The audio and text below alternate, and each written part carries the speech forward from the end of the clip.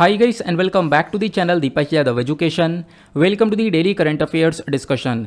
तो गाइज आज की तारीख से जितने भी मोस्ट इंपॉर्टेंट करंट अफेयर्स बनेंगे उन सभी करंट अफेयर्स को हम लोग यहाँ पर डिटेल में डिस्कस करेंगे। ये वीडियो यूपीएससी और स्टेट पीएससी के पॉइंट ऑफ व्यू से बहुत ज़्यादा इंपॉर्टेंट वीडियो है। तो चलो शुभ आरंभ करते हैं। बट उससे पहले अगर आप लोग को इस लेक्चर का पीडीएफ चाहिए तो क्या करना है, नीचे डिस्क्रिप्शन बॉक्स में पीडीएफ लिंक के नाम से एक लिंक मिल जाएगा। जैसे ही उस पर क्लिक करोगे मेरा टेलीग्राम चैनल ओपन हो जाएगा, यहाँ से आप लोग इस लेक्चर के पीडीएफ को डाउनलोड कर पाओगे। साथ ही साथ अगर आप मुझसे कनेक्ट होना चाहते हो तो नीचे डिस्क्रिप्शन बॉक्स में मेरे इंस्टाग्राम आईडी का लिंक मिल जाएगा, या फिर डायरेक्टली जाकर भी आप लोग वहाँ पे दीपक यादव एजुकेशन नाम को सर्च कर सकते हो। वहाँ पे जाके कनेक्ट होकर आप मुझसे अपनी सारी क्वेरीज को पूछ सकते हो। देन डिस्कशन स्टार्ट करने से पहले आप सभी लोगों से एक छोटी सी रिक्वेस्ट है, वो यह है कि वीडियो पे जो लाइक का बटन है उसको दबा देना। हमारा जो टारगेट है वो हमेशा की तरह 2K प्लस लाइक्स का होने वाला है, तो 1 सेकेंड लगेगा, इतना काम आप लोग ज़रूर कर सकते हो। देन यह है हमारा आज का सबसे पहला और एक बहुत ज़्यादा इंपॉर्टेंट आर्टिकल। इस आर्टिकल को आप लोग जीएस पेपर 3 एनवायरमेंट से रिलेट कर पाओगे। टाइम्स ऑफ इंडिया ने इस आर्टिकल को पब्लिश किया है। बात की जा रही है डायरेक्टोरेट ऑफ रेवेन्यू इंटेलिजेंस ने लगभग 14 टन के आसपास इस रेड सैंडलवुड को जब्त किया है, यानी लाल चंदन की लकड़ी को जब्त किया है। ये कहाँ पे किया गया? अहमदाबाद के अंदर। और पता है इसकी कॉस्ट कितनी है? ये जो 14 टन लकड़ी पकड़ी गई है इसकी कॉस्ट लगभग 11.7 करोड़ के आसपास है। तो ये अपने आप में बहुत ज़्यादा एक्सपेंसिव लकड़ी देखने को मिलती है। आपने देखा होगा इस लकड़ी के बारे में रिसेंट टाइम में बहुत ज़्यादा चर्चा हुई है। इसके ऊपर एक मूवी भी बनी है पुष्पा नाम की, आपने काफ़ी सारे लोगों ने देखी भी होगी, जिसके बेसिस पर आज का थंबनेल भी लगा हुआ है। आगे मैं थोड़ी सी इन्फॉर्मेशन दूंगा इस लकड़ी के बारे में जो कि आपके एग्जामिनेशन के पॉइंट ऑफ व्यू से बहुत इंपॉर्टेंट होने वाला है। तो ये तो आपने न्यूज़ पढ़ ली है, उसके साथ साथ ये मैंने न्यूज़ यहाँ पर मेंशन कर दी है। अब हुआ क्या, ये जो डायरेक्टरेट ऑफ रेवेन्यू इंटेलिजेंस है इसने यहाँ पर जो लकड़ी जब्त करी है वो एक ऑपरेशन के अंडर में करी है। उस ऑपरेशन का नाम है ऑपरेशन रक्तचंदन। जो ऑपरेशन रक्तचंदन है बेसिकली यहाँ पर ये काम करता है इस रेड चंदन की जो लकड़ी है, यानी कि लाल चंदन की जो लकड़ी है, इसकी स्मगलिंग को रोकने के लिए यहाँ पर इस ऑपरेशन को चलाया जाता है। इतना क्लियर हुआ। अब यहाँ पे इस आर्टिकल से संबंधित पहली इंपॉर्टेंट चीज़ निकल कर आती है जहाँ से प्रीलिम्स में क्वेश्चन बन सकता है। डायरेक्टरेट ऑफ रेवेन्यू इंटेलिजेंस आखिरकार क्या है? देखो ये जो डीआरआई है ये इंडिया की इंटेलिजेंस एजेंसी है। इसका काम क्या है? स्मगलिंग को रोकना। इसी वजह से इसको हम लोग एंटी स्मगलिंग इंटेलिजेंस और इन्वेस्टिगेशन एजेंसी के नाम से भी जानते हैं। इसका हेडक्वार्टर न्यू दिल्ली में देखने को मिलेगा। इस बॉडी को 4 दिसंबर 1957 के अंदर बनाया गया था। गवर्निंग बॉडी कौन सी है? तो यहाँ पर इस बॉडी की गवर्निंग बॉडी या फिर इसको कौन चलाता है? तो गवर्नमेंट ऑफ इंडिया के अंडर में ये बॉडी आती है। साथ ही साथ इसके पेरेंट एजेंसी यानी कौन से एजेंसी के अंडर ये बॉडी काम करती है? तो वो है सीबीआईसी, मतलब central board of indirect taxes and customs. ध्यान रखना ये बहुत इंपॉर्टेंट इन्फॉर्मेशन है, कुछ फैक्चुअल डेटा है। फिर आगे बात करते हैं। अब मैंने जैसे बताया कि जो ये रेड सैंडलवुड है ये काफ़ी चर्चा में देखने को मिला। रिसेंट डेज में इसके ऊपर एक मूवी बनी, इस वजह से काफ़ी चर्चा में हुआ, लेकिन मूवी के पर्सपेक्टिव से ये बिल्कुल भी इंपॉर्टेंट नहीं है। अब पहली चीज़ यहाँ पर ये क्यों इंपॉर्टेंट है, ये तो हमने एक इशू डिस्कस कर लिया। और उससे पहले ये बिल्कुल जो लाल चंदन की लकड़ी है ये इसी साल जनवरी के महीने में भी चर्चा में थी। आप ये जो आर्टिकल देख रहे हो ये 10 जनवरी 2022 का है। 10 जनवरी 2022 में डाउन टू अर्थ मैगजीन के अंदर एक आर्टिकल पब्लिश होता है जहाँ पर मेंशन किया गया कि जो ये रेड सैंडलवुड है या फिर जो ये रेड सैंडर है इसको वापस से IUCN लिस्ट के अंदर में एंडेंजर्ड कैटेगरी में डाल दिया गया है। अब ये क्या होता है IUCN, क्या होता है एंडेंजर्ड कैटेगरी, वो सारी बातें बताऊंगा, लेकिन उससे पहले यहाँ पर ये जान लो कि मेंशन किया गया IUCN की एंडेंजर्ड कैटेगरी में वापस से इसको डाल दिया गया है। मतलब यहाँ पर इससे पहले ये एक दूसरी कैटेगरी में था। हाँ, तो इससे पहले ये 2018 के अंदर नियर थ्रेटेंड कैटेगरी के अंदर डाला गया था। अब एक एक करके डिस्कस करते हैं ये किस चीज़ के बारे में चर्चा की जा रही है। पहली चीज़ यहाँ पर ये IUCN के बारे में चर्चा कर रहे हैं। IUCN क्या होता है? तो यहाँ पर यह है international union for conservation of nature. अब इसकी एक रेड लिस्ट है। अब इस रेड लिस्ट के अंदर हम लोग यहाँ पर जानवर और प्लस यहाँ पर एनवायरमेंटल संबंधित सारी चीज़ों को इस लिस्ट के अंदर डालते हैं। अब ये लिस्ट क्या डिनोट करती है आपको समझाता हूँ कि जैसे आज के टाइम पर इस रेड सैंडलवुड को एंडेंजर्ड कैटेगरी के अंदर डाला गया है ना। अब एंडेंजर्ड कैटेगरी से पहले ये कौन सी कैटेगरी के अंदर था? नियर थ्रेटेंड की कैटेगरी के अंदर। मतलब पहली यहाँ पे मैं आपको बताता हूँ कि जो रेड सैंडलवुड की सिचुएशन जो 2018 के अंदर थी, इसका मतलब इस सैंडलवुड की जो संख्या है वो काफ़ी अच्छी थी, मतलब अच्छी मात्रा में ये लाल चंदन की लकड़ियाँ पाई जा रही हैं। लेकिन खत्म होने के कगार में है, ऐसा आपको देखने को मिलेगा, मतलब खतरे की कगार पर है, खतरे के बिल्कुल पास में है। लेकिन अभी यहाँ पर इसको एंडेंजर्ड कैटेगरी में डाल दिया गया है, मतलब कि इस लकड़ी की जो संख्या है वो काफ़ी कम हो चुकी है। काफ़ी कम होने का मतलब है इसकी स्मगलिंग वगैरह काफ़ी ज़्यादा हुई है, ख़त्म सी हो रही है लकड़ियाँ, और आने वाले टाइम पर अगर हम लोगों ने इसको नहीं बचाया तो ये पूरी तरह से कॉलेप्स हो जाएगी, तब ये कॉलेप्स्ड वाली लिस्ट में आएगा। कॉलेप्स मतलब ख़त्म हो चुका है। आगे हम लोग जानेंगे कि हाँ, रेड सैंडलवुड नाम का कुछ हुआ करता था, ठीक है। तो ये लिस्ट यहाँ पर ये सारी बातें बताती है। आई होप आप लोगों ने यहाँ पर इसको समझ लिया है IUCN लिस्ट क्या है। तो इसी वजह से ये 10 जनवरी 2022 में ये आर्टिकल चर्चा में था। मैंने आपको पहले वाला आर्टिकल से कनेक्ट करके इसको करंट न्यूज़ को समझा दिया। अब बात करते हैं रेड सैंडलवुड के बारे में, कुछ बेसिक सी इन्फॉर्मेशन जो से आपसे पूछी जा सकती है। सबसे पहली चीज़, इसका स्पीशी का साइंटिफिक नेम क्या है। देखो, इस स्पीशी का साइंटिफिक नेम है टेरोकार्पस सेंटेलिनस। तो ये हो गया इसका एक साइंटिफिक नेम। ये इंडिया की एंडेमिक ट्री स्पीशी है। एंडेमिक मतलब कुछ ही जगह पर पाई जाती है, खासकर ईस्टर्न घाट्स पर आपको ये देखने को मिल जाती है। जब आप लोग इंडिया का मैप ड्रॉ करोगे तो यहाँ पर कुछ इस प्रकार से निचला हिस्सा आपको मैप का देखने को मिलता है ना। तो ये जो निचला हिस्सा है, यहीं पर आपको वेस्टर्न घाट्स देखने को मिल जाते हैं, इधर आपको ईस्टर्न घाट्स देखने को मिल जाता है, यहीं पर आपको आंध्र प्रदेश देखने को मिल जाता है, और आंध्र प्रदेश वाले रीजन के अंदर ही कुछ जंगल हैं, वहीं पर ये लाल चंदन की लकड़ी पाई जाती है। उसके बाद इसी लाल चंदन की लकड़ी की कॉस्ट की वजह से, मैंने आपको बताया ना, बहुत ज़्यादा महंगा है ये। इससे काफ़ी सारे प्रोडक्ट वगैरह बनाए जाते हैं, इसका बहुत सारी जगह पर यूज़ होता है, और इसी वजह से इसकी स्मगलिंग भी होती है। अब बहुत इलीगल तरीके से स्मगलिंग होती है, जो कि पुष्पा मूवी में आपने देखी होगी, है ना। तो इलीगल स्मगलिंग करते हैं, इसकी वजह से यहाँ पर इसको काफ़ी बड़ा खतरा है। इंसान की कुछ हरकतें हैं जो कि एनवायरमेंटल को डैमेज कर रहे हैं, उसकी वजह से यहाँ पर इस लकड़ी को काफ़ी बड़ा खतरा पहुँच रहा है। प्लस जंगलों के अंदर आग लग जाती है तो भी यहाँ पर ये सब कुछ डैमेज हो जाता है। तो इन सारी कारणों की वजह से ये लकड़ियाँ आज के टाइम पर, या फिर रेड सैंडलवुड खत्म होता हुआ नजर आ रहा है। नाउ ये जो रेड सैंडल्स है, इसको हम लोग जानते हैं इसकी थेराप्यूटिक प्रॉपर्टीज़ की वजह से भी। देखो, इसकी जो डिमांड है ना, वो पूरे एशिया के अंदर बहुत ज़्यादा है, खासकर चाइना जापान के अंदर। क्यों? क्योंकि इसका यूज़ कॉस्मेटिक्स के अंदर भी होता है, कॉस्मेटिक्स के सामान के अंदर काफ़ी बेहतरीन तरीके से यूज़ होता है, प्लस मेडिसिनल प्रोडक्ट्स के अंदर, यानी जो दवाई की तरह काम करते हैं या दवाइयों के अंदर भी इस सैंडलवुड का इस्तेमाल काफ़ी ज़्यादा होता है। और उसके साथ साथ फर्नीचर बनाना हुआ, वुड क्राफ्ट हुआ, म्यूज़िकल इंस्ट्रूमेंट्स हो गए, ठीक है, जो लकड़ी के म्यूज़िकल इंस्ट्रूमेंट्स बनते हैं, उन सभी चीज़ों के अंदर रेड सैंडलवुड का यूज़ काफ़ी ज़्यादा होता है।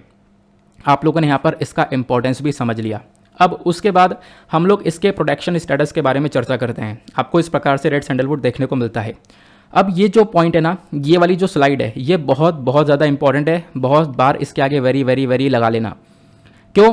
क्योंकि यहाँ पे जो भी प्रीवियस ईयर के अंदर क्वेश्चन पूछे गए, चाहे किसी एनिमल से लेकर या किसी प्लांट्स को लेकर, तो हमेशा IUCN लिस्ट के बारे में ही पूछा गया है। जैसे कि यहाँ पर ये रेड सैंडलवुड चर्चा में एग्जाम्पल के तौर पे समझते हैं, तो आपसे पूछ लिया जाएगा IUCN रेड लिस्ट के अंदर कौन सी कैटेगरी में है, या फिर साइट्स की कौन सी कैटेगरी के अंदर आता है। तो यहाँ पे आपको समझाता हूँ एक एक करके। तो आपने पहला पॉइंट तो समझ लिया कि IUCN लिस्ट के अंदर एंडेंजर्ड कैटेगरी में है। दूसरा पॉइंट आता है साइट्स के बारे में। तो इस रेड सैंडलवुड को साइट्स के अपेंडिक्स 2 के अंदर डाल रखा है। साइट्स क्या है, थोड़ा सा हम लोग इसके बारे में समझते हैं। ये क्या है, तो यहाँ पर इसकी फुल फॉर्म है convention on international trade in endangered species of wild फोना एंड फ्लोरा। यानी कि देखो, जो जानवर होते हैं प्लस यहाँ पे जो प्लांट्स आपको देखने को मिल जाएंगे, तो इन दोनों को ही यहाँ पर साइट्स की अलग अलग अपेंडिक्स के अंदर या फिर अलग अलग लिस्ट के अंदर डाला जाता है। अब जैसे एग्जाम्पल के तौर पर रेड सैंडलवुड को अपेंडिक्स 2 के अंदर डाल रखा है। तो अपेंडिक्स 2 क्या बोलता है, ये बोलता है कि कोई भी प्रजाति या पेड़ की हो या कोई जानवर की हो, ठीक है, प्लांट की हो या किसी एनिमल की हो, अगर अपेंडिक्स 2 के अंदर डाली गई है तो इसका मतलब यहाँ पर यह है कि देखो, उसका जो व्यापार वगैरह है उसके ऊपर रोक लगाई जाएगी, है ना, उसकी संख्या को एक प्रोटेक्शन दिया जाएगा। तो बेसिकली यहाँ पर ये इसका मेजर फोकस होता है, ठीक है ना। आज के टाइम पर बहुत सारे जानवर, pedal fish, Lions, American alligator, उसका कोरल जो होता है, ये सारी चीज़ें आज के टाइम पर इस लिस्ट के अंदर हैं। ध्यान रखना, कुछ इंपॉर्टेंट सी इन्फॉर्मेशन है। ये वाली पिक्चर मैं आप लोगों के साथ में थोड़ी देर में शेयर करूंगा। बहुत इंटरेस्टिंग सी यहाँ पर ये न्यूज़ है। मैं आपको समझाता हूँ कि हाँ, पुष्पा मूवी से देखो इंस्पायर होकर इसने क्या किया इस व्यक्ति ने। अभी मैं आपको कुछ बताऊँगा अलग से, बट अभी हम लोग कुछ इंपॉर्टेंट बातें डिस्कस कर रहे हैं। IUCN लिस्ट कवर कर लिया, साइट्स कवर कर लिया। अब बात करते हैं वाइल्ड लाइफ प्रोटेक्शन एक्ट 1972 के बारे में। तो वाइल्ड लाइफ प्रोटेक्शन एक्ट 1972 के अंदर में इस रेड सैंडलवुड को शेड्यूल 2 के अंदर रख रखा है। अब ये शेड्यूल सेकंड क्या बोलता है, तो वाइल्ड लाइफ प्रोटेक्शन एक्ट का शेड्यूल सेकंड ये बोलता है कि कुछ भी यहाँ पर अगर इसके अंदर डाला जाता है तो बेसिकली उसको एक हायर प्रोटेक्शन दिया जाएगा, यानी उसको बचाया जाएगा। प्लस यहाँ पर आप कह सकते हो उसका हंटिंग, जैसे कोई जानवर आ गया इसके अंदर, मतलब इस लिस्ट के अंदर डाला गया है तो उसकी हंटिंग वगैरह को रोका जाएगा, उसका यहाँ पर शिकार वगैरह नहीं किया जा सकता। उसी वजह से यहाँ पर इसके ऊपर भी मेजर फोकस किया जाता है कि इलीगल व्यापार वगैरह यहाँ पर इस रेड सैंडलवुड का नहीं किया जा सकता। तो बेसिकली क्या सिनेरियो है रेड सैंडलवुड को लेकर, ये आपने सीख लिया है। तो क्वेश्चन बनने के पूरे पूरे चांसेस है, क्योंकि साल में ये 2-3 बार चर्चा में आ चुका है। अभी मैं आपके साथ में एक बात डिस्कस कर रहा था, वो ये थी कि हाँ, पुष्पा मूवी को लेकर एक न्यूज़ आई थी। अभी मैं यहाँ पर इसके बारे में ये सारी इन्फॉर्मेशन निकाल ही रहा था, विकीपीडिया से मैंने कुछ इन्फॉर्मेशन निकाली है, फिर अलग अलग वेबसाइट से निकाली है, वो सारी इन्फॉर्मेशन कलेक्ट करके मैं आपके सामने लेकर आया हूँ। तो उसी बीच में मेरे पास एक और आर्टिकल आता है, ये निकल के मैंने सोचा यहाँ पर ये बताता हूँ। तो न्यूज़ क्या निकल कर आती है कि देखो, एक मैन स्मगलिंग रेड सैंडलवुड इन पुष्पा स्टाइल, यानी कि पुष्पा मूवी से इंस्पायर होकर ये जो आदमी है ये यहाँ पर इस रेड सैंडलवुड की स्मगलिंग कर रहा था। लेकिन यहाँ पर पुष्पा मूवी की तरह कुछ नहीं हुआ। यहाँ पे आप देख पाओगे इस व्यक्ति को यहाँ पे पुलिस ने पकड़ लिया है महाराष्ट्र के अंदर। तो मूवी से इंस्पायर हो के यहाँ पर मतलब काफ़ी सारी जगह पर आप देख पाओगे जो मूवीज़ हैं उसका थोड़ा सा नेगेटिव इम्पैक्ट भी पड़ता हुआ नजर आ रहा है। क्यों? क्योंकि रिसेंटली द हिंदू ने, इंडियन एक्सप्रेस ने एक और आर्टिकल कवर किया था। वो क्या कवर किया था? जो KGF चैप्टर 2 मूवी है उसकी वजह से यहाँ पर क्या हुआ था, एक लड़के ने क्या किया, जो सिगरेट है यानी कि KGF चैप्टर 2 से इंस्पायर होकर उसने इतनी सारी सिगरेट्स पी, डिब्बे सिगरेट पी हैं, जिसकी वजह से उसकी हालात ख़राब हो चुके हैं।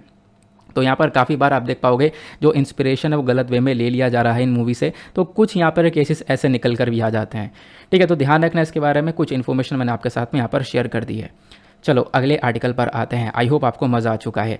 यहाँ पर इस वीडियो में मेरी पूरी कोशिश रहेगी मैं आपको भरपूर इन्फॉर्मेशन दे सकूँ आपके एग्जामिनेशन के पॉइंट ऑफ व्यू से, और इसी वजह से पिछले 4-5 दिनों से इस वीडियो को मैंने बहुत ज़्यादा लेंदी और बहुत ज़्यादा इंपॉर्टेंट बना दिया कि आपका कुछ भी कहीं से कहीं तक ना छूटे। तो एक और ज़बरदस्त आर्टिकल, इसको लेकर बहुत सारे एग्जामिनेशन के अंदर ऑलरेडी क्वेश्चन पूछ लिया गया है और इसके ऊपर क्वेश्चन बनने के चांसेस भी हैं।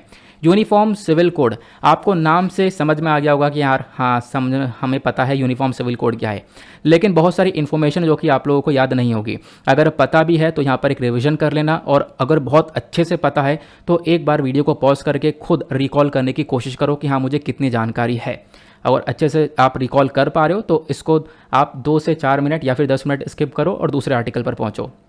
तो यूनिफॉर्म सिविल कोड के बारे में जब हम लोग बात करते हैं तो इस आर्टिकल को आप लोग GS पेपर 2 से रिलेट कर पाओगे। सिलेबस के अंदर fundamental rights, directive principles of state policy, issues related to women, ये सारे टॉपिक्स आपको सिलेबस में देखने को मिल जाते हैं। तो इंडियन एक्सप्रेस ने इस आर्टिकल को कवर किया है, ये आप देख पाओगे 31 मई की ही न्यूज़ है, जहाँ पर बात की गई है जो उत्तराखंड है, उत्तराखंड का जो पैनल है वो यूनिफॉर्म सिविल कोड को लेकर चर्चा कर रहा है। तो एक एक्सपर्ट कमेटी है, एक कमेटी बनाई गई है जिसको हेड कर रहे हैं सुप्रीम कोर्ट के रिटायर्ड जज। अब यहाँ पर इस कमेटी का मेजर फोकस यह है कि भैया यूनिफॉर्म सिविल कोड को इम्प्लीमेंट कर लिया जाए। अब ये यूनिफॉर्म सिविल कोड के बारे में कुछ महीनों पहले भी चर्चा हुई थी, फिर उससे कुछ महीने पहले भी चर्चा हुई थी, मतलब ये हमेशा आप कह सकते हो कहीं ना कहीं हर एक सप्ताह में चर्चा में आता ही रहता है। तो हम लोग बात करेंगे आखिरकार ये होता क्या है। सबसे पहली चीज़ देखो, नाम से पता चल रहा है यूनिफॉर्म सिविल कोड, जिसको हम लोग शुद्ध हिंदी में समान नागरिक संहिता भी बोलते हैं। अब यूनिफॉर्म सिविल कोड होता क्या है? देखो, मान लो देखो आज के टाइम पर कहीं पर भी 2 कपल्स उनके बीच में यहाँ पर शादी हो रही है या डिवोर्स हो रहा है या फिर कोई बच्चों को अडॉप्ट कर रहा है, इस प्रकार के और भी केसेस होते हैं, है ना। तो मैरिज के लिए हिंदू लॉ, मुस्लिम लॉ, सबके अलग अलग लॉज हैं। उसी प्रकार से अगर कोई डाइवोर्स करता है उसी को लेकर यहाँ पे मुस्लिम लॉज अलग हैं, हिंदू लॉज अलग हैं। अडॉप्शन को लेकर सब लॉज अलग अलग हैं, यानी कि हर एक रिलीजन कम्युनिटीज़ के अलग अलग यहाँ पे लॉज देखने को मिलते हैं रिगार्डिंग मैरिज, डाइवोर्स, अडॉप्शन और एटसेट्रा, यानी और भी बहुत सारी चीज़ें हैं जहाँ पर अलग अलग लॉज को लागू किया जाता है। अब अलग अलग लॉज जब लागू होते हैं तो इसी वजह से काफ़ी बड़ा कॉन्फ्लिक्ट क्रिएट होता है, ठीक है, कि भाई यहाँ पर ये कानून कुछ और बोलता है, हमारा कानून कुछ और बोलता है। इस प्रकार के केसेस बहुत सारे देखने को मिले हैं। पिछले साल राजस्थान के अंदर भी इसी प्रकार से एक केस हुआ था कि वो व्यक्ति कहता है कि मैंने हिंदू मैरिज एक्ट के अकॉर्डिंग शादी करी है तो मैं डाइवोर्स भी हिंदू मैरिज एक्ट के अकॉर्डिंग करूँगा। दूसरा यहाँ पर महिला बोलती है कि मेरे लॉ के अंडर ये चीज़ अलाउ नहीं करती है। तो मतलब क्या होता है कि अगर अलग अलग लॉज के हिसाब से शादियां, डाइवोर्स हो रहा है तो इसकी वजह से दोनों के बीच में जो यहाँ पर डिवाइड ऑफ ओपिनियन, यानी कि दोनों के बीच में यहाँ पर ओपिनियन के अंदर एक काफ़ी बड़ा अपोजिशन देखने को मिल सकता है ना। तो ये प्रॉब्लम्स यहाँ पे क्रिएट होती हैं। तो इसी वजह से यहाँ पे बात की जाती है यूनिफॉर्म सिविल कोड की, मतलब कि किसी की मैरिज हो रही है, चाहे वो हिंदू मुस्लिम, या किसी का डाइवोर्स हो रहा है, चाहे वो हिंदू मुस्लिम या फिर किसी और अन्य रिलीजन के अंदर, है ना, तो उसके लिए सिर्फ और सिर्फ एक ही कानून रहेगा, जिसको हम लोग यूनिफॉर्म सिविल कोड बोलते हैं, कि एक ही कानून का यूज़ करके सभी के साथ में यहाँ पर इक्वली ट्रीट किया जाएगा। अब यूनिफॉर्म सिविल कोड का जो स्टेटस है भारत के अंदर वो क्या है? देखो, बहुत सारे सिविल मैटर्स हैं जहां पर ऑलरेडी भारत इस यूनिफॉर्म सिविल कोड को फॉलो करता है, जैसे कि इंडियन कॉन्ट्रैक्ट एक्ट 1872, फिर civil procedure code, transfer of property act 1882, partnership act 1932, evidence act 1872। तो इसी प्रकार से और भी कुछ एक्ट्स हैं जहां पर भारत यूनिफॉर्म सिविल कोड को फॉलो करता है। लेकिन बहुत सारे मैटर्स आपको देखने को मिल जाते हैं जहां पर काफ़ी बड़ा भेदभाव, अलग अलग सिनेरियो क्रिएट होता है। इनफैक्ट यहाँ पर खुद अगर हम लोग बात करें, इन एक्ट्स के अंदर में इतने सारे अमेंडमेंट हो चुके हैं जिसके वजह से लगातार बदलाव होते हुए आ रहे हैं। ठीक है, तो यूनिफॉर्म सिविल कोड आज तक सही से भारत के अंदर इंप्लीमेंट हो ही नहीं पाया है। भारत के अंदर सिर्फ और सिर्फ एक राज्य आपको देखने को मिल जाएगा, Goa. Goa is the only Indian state जहां पर यूनिफॉर्म सिविल कोड को इंप्लीमेंट किया गया है। आप लोग ध्यान रखना इसके बारे में, सबसे पहला इंपॉर्टेंट पॉइंट ध्यान रखने के लिए। यूनिफॉर्म सिविल कोड क्या है ये तो आपको समझ में आ गया कि हाँ, अगर मैरिज हो रही है, डाइवोर्स हो रहा है, इनहेरिटेंस, मेंटेनेंस, एडॉप्शन या फिर प्रॉपर्टी को लेकर कोई भी इशू है अलग अलग रिलीजन कम्युनिटीज़ के अंदर में, तो उन सभी इश्यूज़ को उनके रिलीजियस लॉस के हिसाब से सॉल्व नहीं किया जाएगा। सिर्फ और सिर्फ यूनिफॉर्म सिविल कोड होगा, सबके लिए एक ही कानून होगा और उसी एक ही कानून के मदद से हम लोग सबके इश्यूज़ को सॉल्व करेंगे। ये हमारा यूनिफॉर्म सिविल कोड है। अब यूनिफॉर्म सिविल कोड का आइडिया कैसे आया? देखो, इसका आइडिया हमारे संविधान में आर्टिकल 44 के अंदर मेंशन्ड है। आर्टिकल 44 बेसिकली एक डीपीएसपी है। डीपीएसपी मतलब directive principles of state policy के अंदर ऑलरेडी मेंशन्ड है, लेकिन इसको इम्प्लीमेंट, इसको लागू करना है, लेकिन हम लोग इसको लागू नहीं कर पाए हैं आज तक, इस यूनिफॉर्म सिविल कोड को। अब यूनिफॉर्म सिविल कोड की असली शुरुआत पता है कहाँ से हुई थी? शाहबानो केस से। आपने शाहबानो केस का नाम बहुत बार सुना होगा, है ना? तो ये क्या था, इसके बारे में कोई जानने की अभी डिटेल में आवश्यकता इतनी है नहीं, लेकिन चलो मैं आपको फिर भी थोड़ा सा आइडिया दे देता हूँ आखिरकार क्या था। यूनिफॉर्म सिविल कोड की जो सबसे पहले शुरुआत होती है कि भाई यहाँ पर ये जो आइडिया होता है, जो यहाँ से एक आशा, एक होप निकलती है यूनिफॉर्म सिविल कोड की, वो इसी केस से निकलती है। शाहबानो केस क्या था? देखो, अप्रैल 1978 की बात है। 62 साल की एक महिला है, एक मुस्लिम महिला है जिनका नाम है शाहबानो, जिनका पिक्चर आप लोग बराबर में देख पा रहे हो। ये एक पिटीशन यानी याचिका जारी करती हैं कोर्ट के अंदर और डिमांड करती हैं कि देखो, इनके हस्बैंड ने इनको डाइवोर्स दे दिया है, और डाइवोर्स वही ट्रिपल तलाक से यहाँ पर डाइवोर्स दिया गया है। इनके हस्बैंड का नाम है मोहम्मद अहमद खान।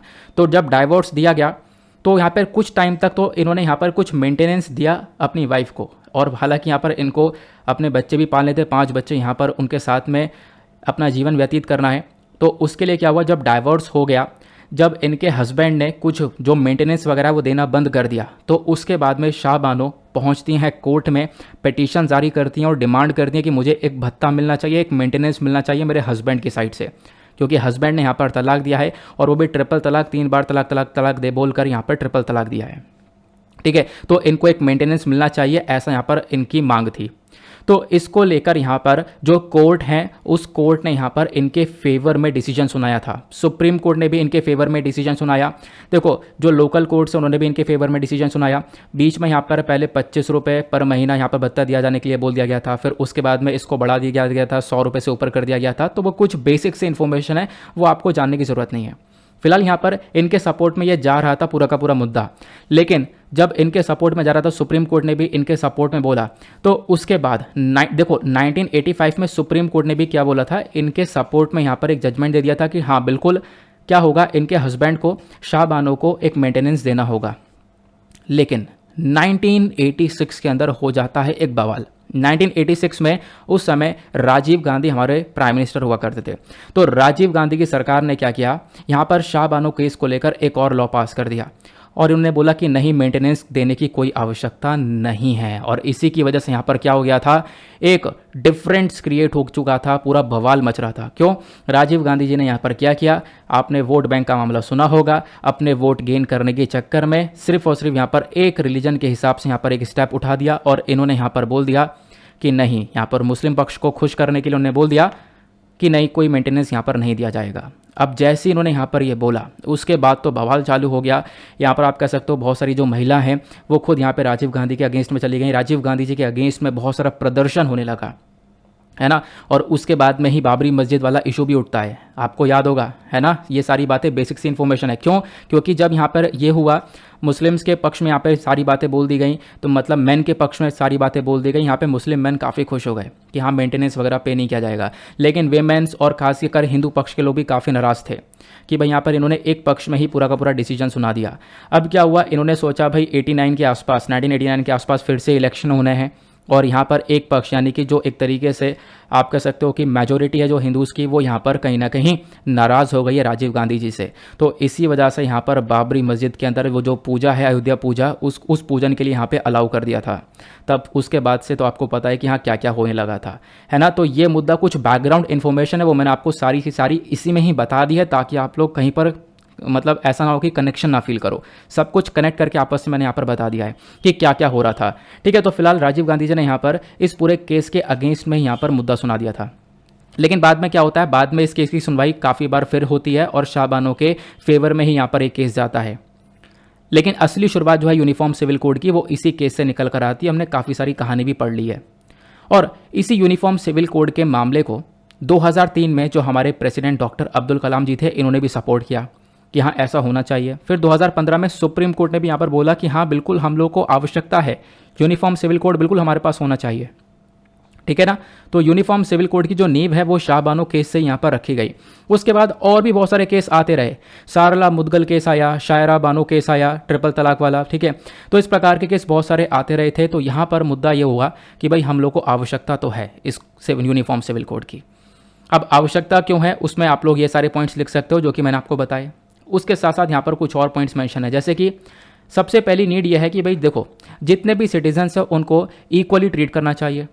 क्योंकि यहाँ पर आप देख पाओगे अलग अलग प्लेसेस हैं, अलग अलग लॉज के हिसाब से सारे काम किए जा रहे हैं, और इसकी वजह से काफ़ी सारे डिफरेंस ऑफ ओपिनियन क्रिएट हो रहा है सभी लोगों के अंदर। तो सभी सिटीजन्स को इक्वली ट्रीट करना होगा, ठीक है। उसके बाद में यहाँ पर क्या होगा, ज़रूरत यह है कि आज के टाइम पर रिलीजियस डिवाइड देखने को मिल जाता है, वो डिवीजन थोड़ा सा कम होगा। उसके बाद में जो वनरेबल सेक्शन है, खासकर आप कह सकते हो जो वेमेन है, या फिर आप कह सकते हो जो जेंडर जस्टिस है, वो मिलेगा। वेमेन को यहाँ पर एक जस्टिस मिलता हुआ नजर आएगा, एक इक्वालिटी की तरफ हम लोग बढ़ेंगे, काफ़ी सारी चीज़ें यहाँ पर इंप्रूव होती हुई नजर आएंगी। और इसी चक्कर में हम लोग को यूनिफॉर्म सिविल कोड लाना चाहिए, ऐसा यहाँ पर सुप्रीम कोर्ट खुद बोल चुका है। अब यूनिफॉर्म सिविल कोड को हम लोग अगर अडॉप्ट करते हैं, लाते हैं, इसको लागू करते हैं, तो उसमें क्या क्या चैलेंजेस देखने को मिल जाएंगे।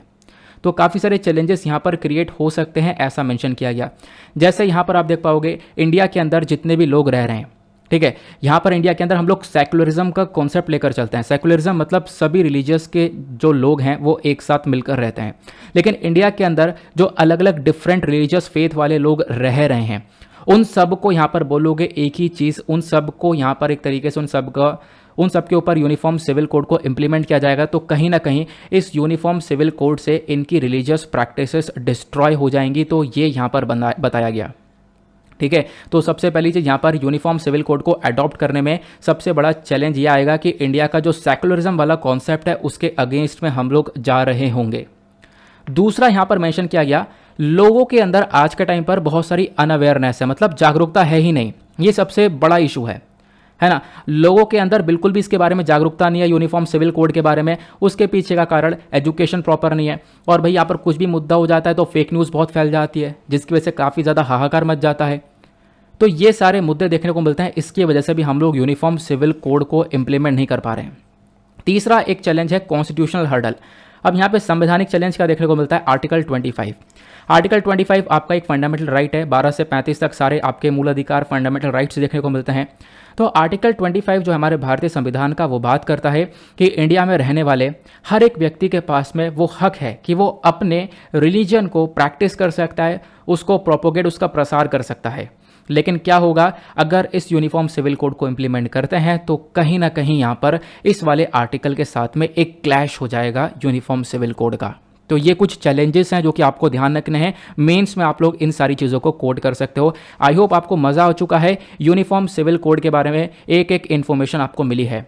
और मैं आशा कर रहा हूँ कि आप लोग नोट्स वगैरह साथ ही साथ बना रहे होंगे। अगर बना रहे हो तो काफ़ी अच्छी बात है।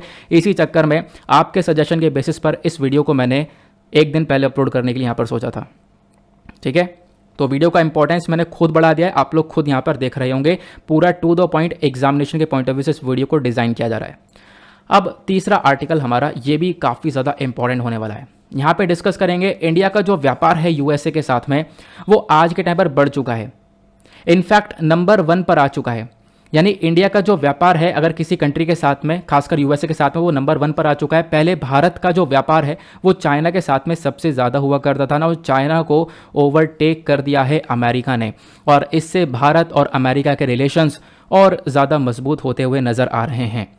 इस आर्टिकल को भी जीएस पेपर 2 से रिलेट कर पाओगे। सिलेबस के अंदर हमारे पास टॉपिक है बायलैटरल ग्रुपिंग्स एंड एग्रीमेंट्स, साथ ही साथ effects of policies and politics of countries करके यहाँ पर ये टॉपिक्स आपको सिलेबस के अंदर देखने को मिल जाते हैं।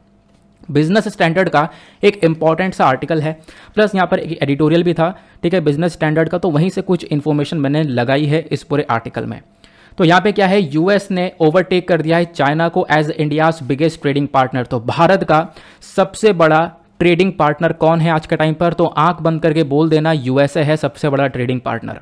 और कितने रुपए तक का व्यापार हुआ है, तो साल 2022 के अंदर ये व्यापार 119.42 बिलियन डॉलर्स का पहुंच चुका है। ये यहाँ पे ध्यान रख सकते हो। अभी इसके बारे में और डिटेल से बताऊंगा, थोड़ा सा वेट करो। मेजर इशू क्या है, मेजर इशू यह है, ये सारी इंफॉर्मेशन जो आपके साथ में शेयर कर रहा हूँ वो खुद ministry of commerce and industry ने खुद अपनी वेबसाइट पर रिलीज करी है, वहीं से ये डेटा लिया गया। और इन्होंने रिलीज करते हुए बताया कि हाँ भाई, यूएस ने ओवरटेक कर दिया है चाइना को, और इंडिया का टॉप ट्रेडिंग पार्टनर यूएस बन चुका है। और क्या क्या हम लोग एक्सपोर्ट वगैरह करते हैं, देखो बहुत सारे आइटम्स भारत से एक्सपोर्ट किए जाते हैं अमेरिका में, जैसे petroleum, polished diamond, pharmaceutical products, jewellery, frozen shrimp, ये सारी चीज़ें हम लोग यहाँ पर एक्सपोर्ट करते हैं। और अमेरिका से इंपोर्ट क्या करते हैं, again petroleum, rough diamonds, liquefied natural gas, gold, उसके बाद कोल, वेस्ट, स्क्रैप, ऑलमंड्स, ये सारी चीज़ें हम लोग यूएसए से, अमेरिका से हम लोग मंगाते हैं। ओके, फिर उसके बाद में यहाँ पर आप देख पाओगे मेंशन किया गया कुछ डेटा है। डेटा ये बोलता है कि अभी तक हम लोग देखें साल 2013 से लेकर साल 2014 के बीच में, सॉरी साल 2013-14 से लेकर साल 2017-18 तक, यानी इन साल के बीच में भारत का जो एक टॉप ट्रेडिंग पार्टनर है वो हमेशा से चाइना ही रहा है। और चाइना से पहले भारत का टॉप ट्रेडिंग पार्टनर यूएई यानी कि यूनाइटेड अरब एमिरेट्स हुआ करता था। लेकिन इन सबको बीट करते हुए अब यहाँ पे अमेरिका टॉप ट्रेडिंग पार्टनर बन चुका है। मैं आपको बता दूं कि साल 2022 का जब हम लोग डेटा देखेंगे तो साल 2022 के अंदर चाइना के साथ में हमने व्यापार किया है 115.42 बिलियन डॉलर्स का, और अमेरिका के साथ में किया है 119.2 बिलियन डॉलर्स का। दैट इज़ वाई अमेरिका यहाँ पर एक टॉप ट्रेडिंग पार्टनर बन चुका है भारत का। और इसी के साथ में अमेरिका के साथ में जो हमारे रिलेशंस हैं, बायलैटरल ट्रेड, वो यहाँ पर काफ़ी अच्छे, काफ़ी बेहतरीन से हो चुके हैं। जो बायलैटरल ट्रेड है यूएस और इंडिया के बीच में, वो अभी बढ़ चुका है। कितने रुपए तक का पहुँच चुका है मैंने आपको बता दिया। पहले ये 80.51 बिलियन डॉलर का था, साल 2020-21 में ये बढ़कर 119.42 बिलियन डॉलर्स का हो गया है। उसी प्रकार से यहाँ पर चाइना का जब हम लोग बात करेंगे तो चाइना के साथ में जो हमारा पहला व्यापार था, वो पहले व्यापार लगभग 86.4 बिलियन डॉलर्स का था, वो बढ़कर 115 का पहुंचा। लेकिन यहाँ पर यूएसए के साथ में टक्कर नहीं दे पाया। तो आज के टाइम पर चाइना भी यहाँ पर पीछे रह चुका है। सबसे बड़ा फायदा आपको पता है क्या देखने को मिलेगा, यहाँ पे आप कहोगे थोड़ा सी तो डिफरेंस है, थोड़ा सा डिफरेंस भले ही हो, सबसे बड़ा फायदा यह है कि यूएस को हम लोगों ने एक्सपोर्ट बहुत सारा किया। यूएस को हम लोगों ने एक्सपोर्ट बहुत कुछ किया, और एक्सपोर्ट करेंगे तो इससे क्या होगा, हमारे पास काफ़ी सारा पैसा आएगा। और चाइना वाले केस में क्या हो रहा है, हम लोग इंपोर्ट ज़्यादा कर रहे हैं, एक्सपोर्ट बढ़ा तो है लेकिन ना के बराबर बढ़ा है। एक्सपोर्ट हमने ज़्यादा किया नहीं है। अब एक्सपोर्ट ज़्यादा किया नहीं है तो इससे हमारे कंट्री के अंदर रेवेन्यू बढ़ेगा नहीं। तो यहाँ पे थोड़ा सा हम लोग ज़्यादा फायदे में रहे हैं, ऐसा आप लोग यहाँ पर कह सकते हो।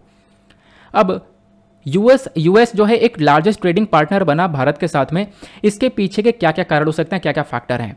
सबसे बड़ी बात, दुनिया भर की कंट्रीज़ ने चाइना के ऊपर से जो डिपेंडेंसी है वो अपनी ख़त्म करनी स्टार्ट कर दी है।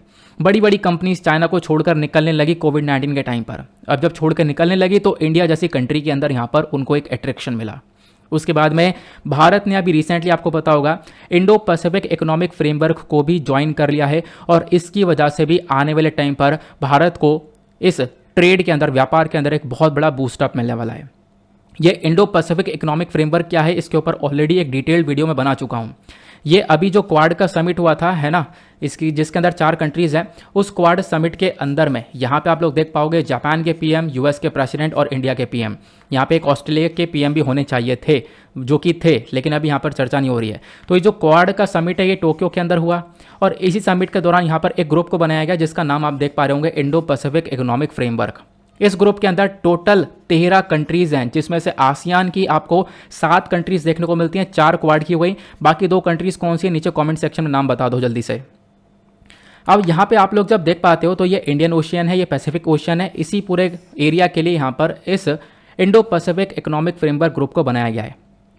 अब यहाँ पे इस ग्रुप का मेजर फोकस यह है कि चाइना को टैकल किया जाए, प्लस आपस में व्यापार को बढ़ावा दिया जाए। तो इससे जो व्यापार है आने वाले टाइम पर इंडिया यूएस के बीच में और भी ज़्यादा बढ़ने वाला है, ये यहाँ पर मेंशन किया गया।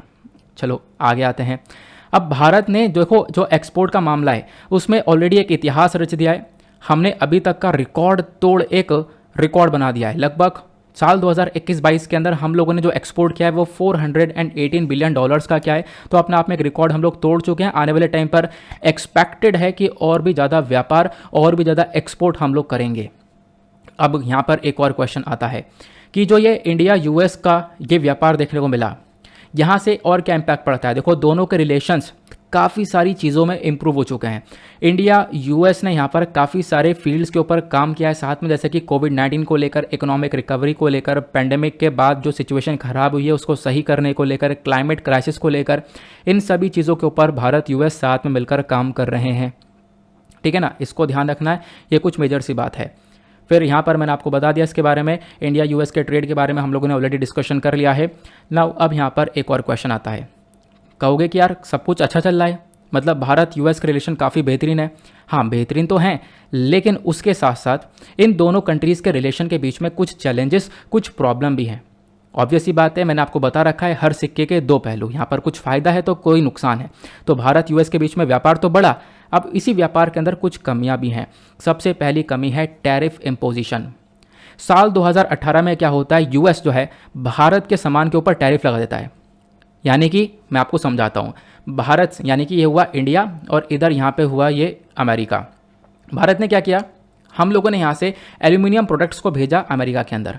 अब जब हमने भेजा तो अमेरिका ने यहाँ पर इसके ऊपर टैरिफ लगा दिया, कुछ एक्स्ट्रा चार्जेस लगा दिए, है ना। अब जब टैरिफ लगा दिया तो इससे क्या होगा, वो सामान अमेरिका के अंदर और ज़्यादा महंगा बिकेगा। तो अमेरिका ने साल 2018 में 25% का टैरिफ भारत के स्टील प्रोडक्ट्स के ऊपर और 10% का टैरिफ एल्यूमिनियम प्रोडक्ट्स के ऊपर लगा दिया था, जिसके बदले में इंडिया ने भी यहाँ पर एक ज़बरदस्त तमाचा मारा था। इंडिया ने यहाँ पर साल 2019 में एक रिटेलिएशन मारा और इंडिया ने भी अमेरिका के लगभग 28 प्रोडक्ट्स के ऊपर टैरिफ इम्पोज कर दिया। हमने भी यहाँ पर उनके ऊपर टैरिफ लगा दिया, टैरिफ को बढ़ा दिया। तो यहीं पर क्या हुआ, व्यापार में थोड़े से रिलेशंस खराब होते हुए नजर आए थे।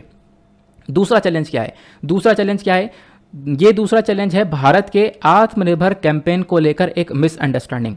भारत ने आत्मनिर्भर कैंपेन को चलाया, यहाँ पे हम लोग फोकस कर रहे हैं हम अपने कंट्री के ऊपर खुद डिपेंडेंट रहें, और ऐसा नहीं है कि हम लोग किसी कंट्री से कुछ खरीदेंगे ही नहीं। देखो हर कोई यहाँ पे पूरी तरह से परफेक्ट नहीं है ना, कुछ ना कुछ तो हमें यहाँ पे परचेज करना पड़ेगा। हर एक कंट्री के साथ में यही हालात हैं, अगर किसी के पास कुछ ज़्यादा है तो किसी ना किसी चीज़ की कमी है, तो कोई भी परफेक्ट यहाँ पर है नहीं। भारत ने इसीलिए आत्मनिर्भर कैंपेन को चलाया, जहाँ पे हमारा मेजर फोकस है कि हम अपने कंट्री के अंदर ज़्यादा से ज़्यादा खुद सामान बना सकें।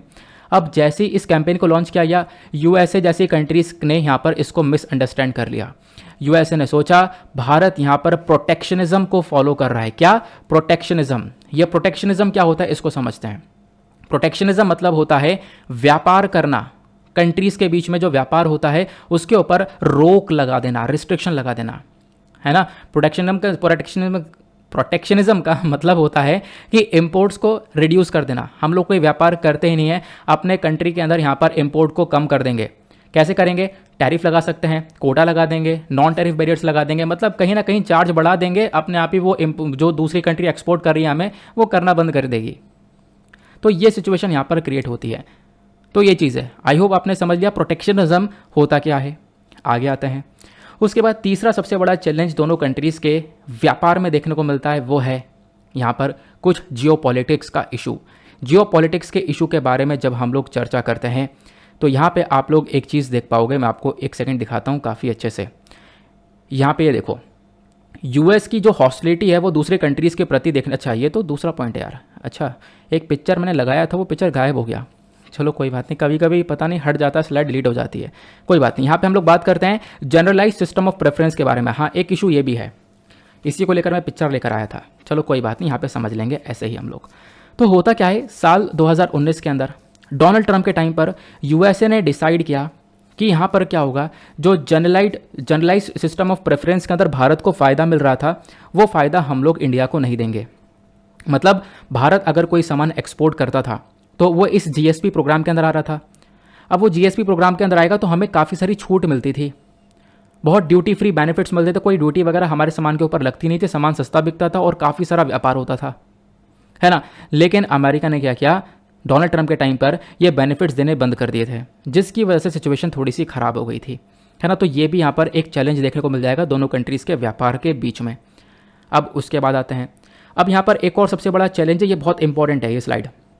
यहाँ पे क्या है, यूएस के जो रिलेशन है ना, वो कुछ देशों के साथ में काफ़ी ख़राब हो चुके हैं। लेकिन मोस्ट इंपॉर्टेंट बात यह है कि जिन कंट्रीज़ के साथ में यूएस के रिलेशन ख़राब हैं, उन्हीं कंट्रीज़ के साथ में हमारे रिलेशन बहुत अच्छे हैं। एग्जाम्पल रशिया, एग्जाम्पल ईरान, इन दोनों कंट्रीज़ के साथ में हमारे रिलेशन अच्छे हैं, प्लस हम लोगों को ज़रूरत है इन दोनों कंट्रीज़ की। लेकिन यूएसए के रिलेशन जो है इनसे ख़राब है, तो यहाँ पर भी एक बहुत बड़ी दिक्कत क्रिएट होती है। अगर हम लोग एग्जाम्पल के तौर पर समझें तो ईरान का एग्जाम्पल लेते हैं। ईरान न्यूक्लियर डील वाला मुद्दा उठा, यूएसए ने ईरान के ऊपर दबाकर सैंक्शन लगा दिए, दुनिया भर की कंट्रीज़ को मना कर दिया कि ईरान से कोई भी तेल खरीदेगा नहीं। भारत यहाँ पे ईरान से बहुत सारा तेल खरीद रहा था एक टाइम पे, कच्चा तेल हम लोग को सस्ता पड़ रहा था। लेकिन क्या हुआ, हमने भी यहाँ पर तेल को खरीदना बंद कर दिया, पूरी तरह से कट डाउन कर दिया। इसकी वजह से इंडिया के अंदर इन्फ्लेशन बढ़ा, तेल को लेकर सिचुएशन खराब हुई है ना। ईरान के साथ रिलेशन खराब हुए।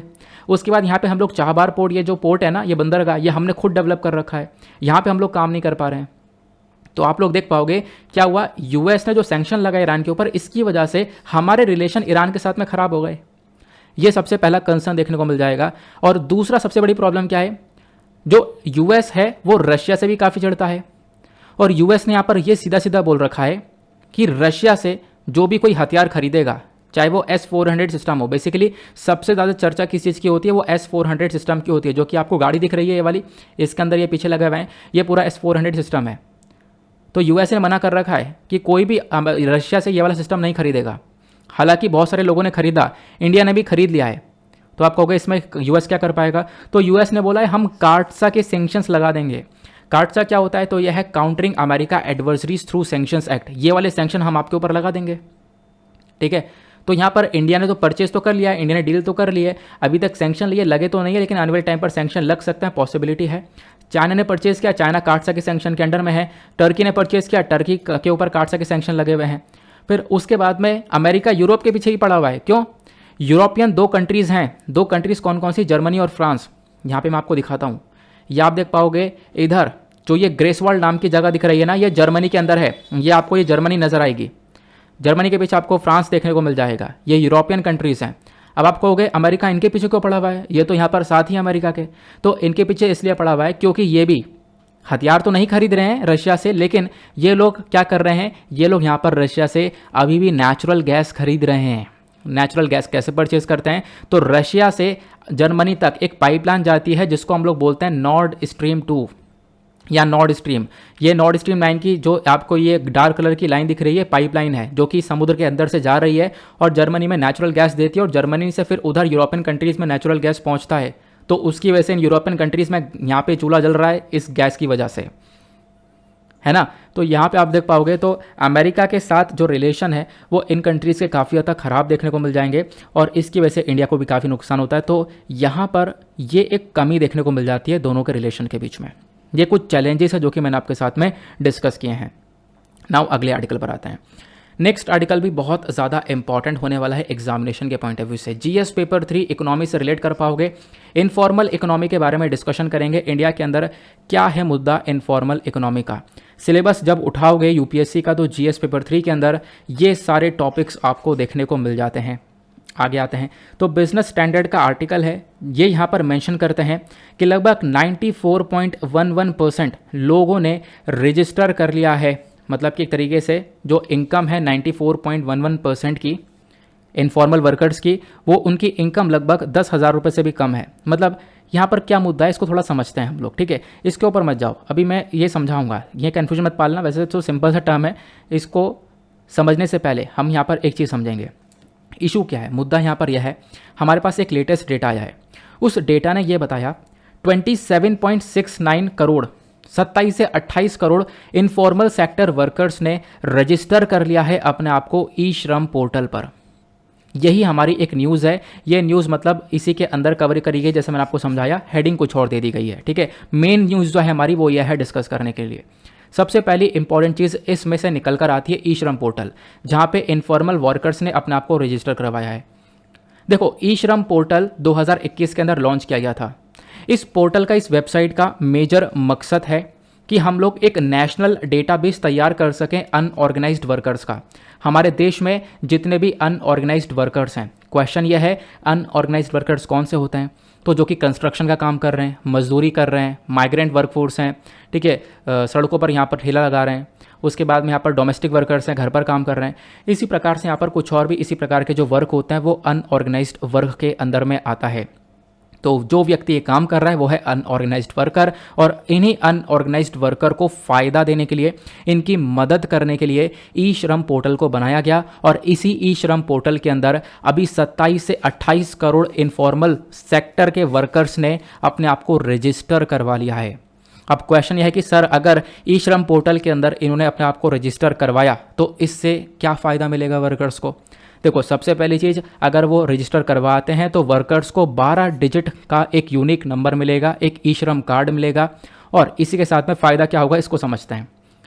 अगर एक व्यक्ति या फिर अनऑर्गेनाइज्ड वर्कर इस पोर्टल में रजिस्टर हो जाता है और भगवान ना करे उसका अगर एक्सीडेंट हो जाए, तो जब एक्सीडेंट हो जाएगा तो उस एक्सीडेंट में दो कंडीशन हो सकती हैं। एक तो वो परमानेंट डिसेबल हो सकता है, या फिर यहाँ पर एक तरीके से थोड़ी बहुत डिसेबिलिटी, पार्शियल डिसेबिलिटी हो सकती है, जो कि थोड़े टाइम बाद सही हो जाएगी। अगर वो परमानेंट डिसेबल हो जाता है तो इस ई श्रम पोर्टल के तहत उसको 2 लाख रुपए दिया जाएगा। सॉरी 2 लाख रुपए उसके डेथ पर दिया जाएगा, ठीक है। यानी कि अगर उस व्यक्ति की मौत हो जाती है, भगवान न करे ऐसा हो, तो यहाँ पर उसको 2 लाख रुपए यहाँ पर दिए जाएंगे उसकी फैमिली को। प्लस यहाँ पे ये 2 लाख रुपए डेथ के साथ साथ परमानेंट डिसेबिलिटी पर भी दिया जाएगा। और अगर पार्शियल डिसेबिलिटी होती है, यानी कि कुछ यहाँ पर ऐसा डिसेबिलिटी सी हो चुकी है, हाथ टूट गया या पैर टूट गया, जो कि थोड़े टाइम बाद सही हो जाएगा, तो उसमें यहाँ पर उसको 1 लाख रुपए का ये मुआवजा मिलेगा, ठीक है। तो ई श्रम पोर्टल का ये है मेजर फोकस कि अगर एक्सीडेंट होता है तो ये बेनिफिट्स उनको मिल जाने चाहिए। यही मेजर फोकस है और यही इस पोर्टल का एम है कि हम लोग इन अनऑर्गेनाइज्ड वर्कर्स को ये वेलफेयर स्कीम के तहत एक फ़ायदा दे सकें। और इस ई श्रम पोर्टल का जो फॉर्मेशन है वो कैसे हुआ, क्योंकि सुप्रीम कोर्ट ने खुद यहाँ पे सरकार के ऊपर जोर डाला कि भाई आप ये जो रजिस्ट्रेशन प्रोसेस है इसे पूरा करो, अनऑर्गेनाइज्ड वर्कर्स के लिए कुछ वेलफेयर बेनिफिट्स लेकर आओ। इसी वजह से यहाँ पर ये मामला आया है। और हमारी जो सरकार है, राज्य सरकार है, यूनियन टेरिटरीज के अंदर जो गवर्नमेंट है, ये सब यहाँ पे अनऑर्गेनाइज्ड वर्कर्स का रजिस्ट्रेशन करते हैं हमारे कंट्री के अंदर, ये ध्यान रखना। तो ई श्रम पोर्टल के बारे में आपको समझ में आ चुका है कि ई श्रम पोर्टल क्या होता है। अब आते हैं हम लोग समझते हैं ये इनफॉर्मल सेक्टर क्या होता है, क्योंकि हमने यही तो डिस्कस किया कि लगभग 28 करोड़ के आसपास जो इनफॉर्मल वाले वर्कर्स हैं उन्होंने अपने आप को ई श्रम पोर्टल पर रजिस्टर करवा लिया है। तो ये जो इनफॉर्मल सेक्टर है हमारा इंडिया के अंदर वो क्या है? सबसे पहला पॉइंट देखो, यहाँ पर इनफॉर्मल सेक्टर को लेकर कुछ डेटा दिया गया है। ये डेटा मैं आपके साथ में लास्ट में शेयर करूंगा, पहले मैं आपको टू द पॉइंट इंपॉर्टेंट बात बताता हूँ। देखो, इनफॉर्मल इकोनॉमी या फिर इनफॉर्मल सेक्टर क्या होता है। यहाँ पर अगर कोई व्यक्ति एक इनफॉर्मल वर्कर है, इनफॉर्मल एम्प्लॉय है, तो उसका मतलब यहाँ पर वो रजिस्टर्ड व्यक्ति नहीं है। यानी एक ऐसा व्यक्ति है जो कि इनफॉर्मल सेक्टर के अंदर काम कर रहा है, इनफॉर्मल इकोनॉमी में काम कर रहा है, उसका मतलब उसकी जो जॉब है वो सिक्योर नहीं है, वो एक रजिस्टर्ड वर्कर नहीं है, कभी भी यहाँ पर उसको जॉब से निकाला जा सकता है। ये हमारी यहाँ पर इनफॉर्मल इकोनॉमी का स्टेटस है। भले ही यहाँ पर इंडिया की इकोनॉमिक ग्रोथ कितनी भी ज़्यादा हुई हो पिछले 20 सालों के अंदर, लेकिन उसके बावजूद भी 90% जो वर्कर्स हैं भारत के अंदर वो अभी भी इनफॉर्मली एम्प्लॉयड हैं। अभी भी यहाँ पर उनकी प्रॉपर जॉब, जैसे परमानेंट जॉब नहीं देखने को मिलेगी। आप कह सकते हो 90% ऐसे वर्कर्स हैं। प्लस यहाँ पे हमारे पास पीरियोडिक लेबर फोर्स सर्वे आपको देखने को मिल जाएगा। इसका डेटा हमें यह दिखाता है कि 75% के आसपास जो इनफॉर्मल वर्कर्स है वो यहाँ पर सेल्फ एम्प्लॉयड आपको देखने को मिल जाएंगे। मतलब इनफॉर्मल वर्कर्स की जो मतलब आप कह सकते हो इनफॉर्मल वर्कर्स की जो संख्या है वो बहुत ज़्यादा आज के टाइम पर इंडिया के अंदर देखने को मिलती है। और जो फॉर्मल वर्कर्स हैं यानी कि जो कि बिल्कुल एक रजिस्टर्ड वर्कर्स हैं, जिनकी एक परमानेंट जॉब है, अच्छा यहाँ पे सैलरी मिल रहा है, एक सिक्योर जॉब है, वैसे लोग आपको सिर्फ और सिर्फ 9.7% के आसपास देखने को मिल जाते हैं। तो ये इनफॉर्मल इकोनॉमी का स्टेटस है इंडिया के अंदर, ये आप लोग को ध्यान रखना है, इंपॉर्टेंट है। ठीक है, तो ई श्रम पोर्टल के बारे में मैंने आपको बताया। नाउ क्वेश्चन ये है कि ई श्रम पोर्टल के अंदर अभी सबसे ज़्यादा कहाँ पे वर्कर्स रजिस्टर करे गए हैं, तो इसको लेकर भी हमारे पास एक डेटा है। उत्तर प्रदेश के अंदर आप देख पाओगे सबसे ज़्यादा लोगों को रजिस्टर किया गया है। उसके बाद वेस्ट बंगाल, बिहार है, उड़ीसा और झारखंड है। यहाँ पर इस ई श्रम पोर्टल के अंदर इन लोगों को फ़ायदा मिलता है। अब जब हम लोग इनफॉर्मल सेक्टर वर्कर्स के बारे में चर्चा करते हैं तो यहाँ पर कुछ डेटा है, ये डेटा इंपॉर्टेंट नहीं है, इसी वजह से मैंने आपके साथ में डिस्कस नहीं किया। ये डेटा ये बोलता है कि यहाँ पर अगर आप लोग एससी कैटेगरी कितने लोग हैं, इसमें ओबीसी कैटेगरी कितने लोग हैं, उसके बाद एज वाइज की बात करते हैं, कौन सी एज तक कौन से एज मतलब कौन सी एज से कौन सी एज तक कितने प्रतिशत लोग काम कर रहे हैं जो कि इनफॉर्मल सेक्टर के अंदर हैं। ये डेटा आपके लिए इंपॉर्टेंट नहीं है, तो आप लोग इसको स्किप कर सकते हो। हाँ, इसके बाद यहाँ पर और क्या इंपॉर्टेंट चीज़ निकल कर आती है, यहाँ पर आप देख पाओगे ये बताया गया कि जो इनफॉर्मल सेक्टर है जिसके बारे में आपने सीखा, इसके प्रति काफ़ी सारे चैलेंजेस देखने को मिलते हैं भारत के अंदर। सबसे पहला चैलेंज क्या है? सबसे पहला चैलेंज है यहाँ पर कि भाई इन वर्कर से लंबे समय तक काम किया जाता है। अब लंबे समय तक काम करवा लेते हैं, उसके बदले में पैसा या फिर मजदूरी इनको बहुत कम दी जाती है। ये सबसे पहली प्रॉब्लम है। प्लस जॉब सिक्योरिटी कोई है नहीं, कभी भी जॉब इनकी जा सकती है, कोई रजिस्टर्ड जॉब नहीं देखने को मिल जाएगी, है ना, ये आप लोग देख पाओगे। उसके बाद यहाँ पर क्या है, कोई सोशल सिक्योरिटी नहीं मिलती है, कोई बेनिफिट नहीं मिलता है। प्लस यहाँ पर चाइल्ड लेबर भी कंडीशन देखने को मिल जाती है, यानी बच्चे से भी यहाँ पर इस प्रकार से काम करवा लिया जाता है। प्लस यहाँ पे जो जॉब्स होती है वो लो पेड जॉब्स होती हैं, ठीक है, और विमेन को तो बहुत ही कम दिया जाता है। इनफैक्ट हमने एक आर्टिकल डिस्कस किया था रिसेंट डेज में एडिटोरियल में कि विमेन से तो जो काम है वो आदमी से ज़्यादा करवाया जा रहा है, लेकिन विमेन को जो पेमेंट मिल रहा है वो बहुत ज़्यादा कम मिल रहा है। तो ये सारा सिचुएशन आज के टाइम पर इनफॉर्मल सेक्टर के अंदर इंडिया के अंदर देखने को मिलेगा। क्लियर हुआ? तो ये प्रॉब्लम्स हैं। उसके बाद में प्रोडक्टिविटी के अंदर काफ़ी बड़ी प्रॉब्लम है, क्योंकि इनफॉर्मल सेक्टर के अंदर छोटे छोटे बिजनेसेस हैं, छोटे छोटे हाउस होल्ड्स आपको देखने को मिल जाएंगे, कोई बड़ी फर्म है नहीं, तो इसकी वजह से ज़्यादा कोई प्रोडक्टिविटी यहाँ पे होती नहीं है। प्लस यहाँ पर आप कह सकते हो जब कोई ज़्यादा बड़े बिजनेसेस नहीं है तो इनकी इनकम इतनी जनरेट नहीं हो पाती है, इसी वजह से यहाँ पर थोड़ा टैक्स वगैरह भी अवॉइड कर लिया जाता है। अब टैक्स यहाँ पर बचा लिया जाता है तो इससे सरकार के पास में पैसा नहीं आता है, ये दूसरी प्रॉब्लम क्रिएट होती है। ठीक है, उसके बाद यहाँ पर इनफॉर्मल वर्कर्स को लेकर हमारे पास कोई भी स्टैटिस्टिकल डेटा नहीं है, सरकार यहाँ पे इनको मॉनिटर करती नहीं है, प्रॉपर हमारे पास डेटा नहीं है, और प्रॉपर डेटा नहीं होगा तो हम लोग कैसे इनके लिए कुछ काम कर पाएंगे। एक डेटा हमारे पास होगा, कितने लोग कौन सी कैटेगरी के, कितनी महिला है, कितने बच्चे अगर ये काम कर रहे हैं, हमारे पास डेटा होगा तो उनके लिए कुछ पॉलिसीज लेकर आ पाएंगे, लेकिन वो पॉलिसीज हम लोग इंप्लीमेंट कर ही नहीं पाएंगे जब तक हमारे पास डेटा नहीं होगा, है ना। तो ये सारी प्रॉब्लम्स यहाँ पे आ रही हैं। प्लस इन सारी प्रॉब्लम्स के साथ साथ लो क्वालिटी प्रोडक्ट बनकर आता है, क्योंकि यहाँ पर सेक्टर काफ़ी सारे छोटे छोटे हैं, बहुत सारे लोग यहाँ पर एम्प्लॉयड हुए हुए हैं, और उसके बाद में आप देख पाओगे ह्यूमन रिसोर्स के अंदर इतनी पावर होती नहीं है और सामान हम लोग को प्रॉपरली मिल नहीं पाता। यानी कि आप कह सकते हो कि जो प्रोडक्ट है, जो हम लोग को एट द लास्ट प्रोडक्ट मिलता है, वो एक लो क्वालिटी प्रोडक्ट मिल पाता है। क्लियर हुआ? एमएसएमई क्या होता है ये मैंने आपके साथ में डिस्कस कर रखा है। माइक्रो स्मॉल मीडियम एंटरप्राइजेस को हम लोग यहाँ पर एमएसएमई बोलते हैं, है ना। छोटे छोटे बिजनेसेस हो गए। क्या कंडीशंस होती है आपको पता है? जो छोटे यानी कि माइक्रो एंटरप्राइज है उसके अंदर जो इन्वेस्टमेंट है वो 1 करोड़ से ज़्यादा का नहीं होना चाहिए और टर्नओवर 5 करोड़ से ज़्यादा का नहीं होना चाहिए। स्मॉल एंटरप्राइज के अंदर जो इन्वेस्टमेंट है वो 10 करोड़ से ज़्यादा का नहीं होना चाहिए, टर्नओवर 50 करोड़ से ज़्यादा का नहीं होना चाहिए। मीडियम एंटरप्राइजेस के अंदर इन्वेस्टमेंट 50 करोड़ से ज़्यादा का नहीं होना चाहिए और टर्नओवर 250 करोड़ से ज़्यादा का नहीं होना चाहिए। तो बेसिकली यहाँ पर ये सारे हमारे छोटे छोटे बिजनेसेस कहलाते हैं, जिसको हम लोग एमएसएमई बोलते हैं। हालांकि वीडियो थोड़ा सा लेंदी हुआ है, काफ़ी कुछ डिस्कस किया है, उसके बावजूद भी एक और आर्टिकल हमारे पास आता है। ये आर्टिकल बहुत ज़्यादा ज़बरदस्त है, काफ़ी सारी इंपॉर्टेंट इन्फॉर्मेशन है, आपसे डायरेक्टली मेंस के अंदर क्वेश्चन बन सकता है। बहुत अच्छा सा प्यारा सा आर्टिकल है। यहाँ पे बात की है रोल ऑफ मीडिया की। मीडिया का क्या रोल देखने को मिल जाएगा लोगों की हेल्थ को प्रमोट करने में।